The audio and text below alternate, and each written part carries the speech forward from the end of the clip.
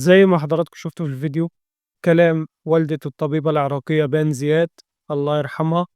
طبعا والدة الطبيبة بان زياد أثناء الحادث ما كانتش موجودة في البيت، وكانت مسافرة تركيا هي والدها. وفي ناس اتصلت بيهم وقال لهم إن بنتهم اتوفت بسبب حادث سيارة. ولما رجعوا البيت اتفاجئوا إن بنتهم اتقتلت في البيت.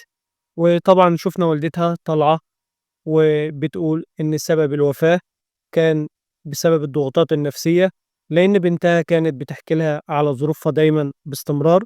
أكيد أي بنت بتحكي لوالدتها طبعا عن أي حاجة مضايقاها، ووالدتها بتستبعد إن أي حد من إخواتها، أخوها بالتحديد يعني، إنه يكون هو اللي قتلها، لأن في أقاويل كانت بتقول إن أخوها هو السبب في حالة الوفاة. ولكن والدتها مش مقتنعة بالكلام ده، وقالت إن بنتها كانت بتعاني وكانت تعبانة نفسيا.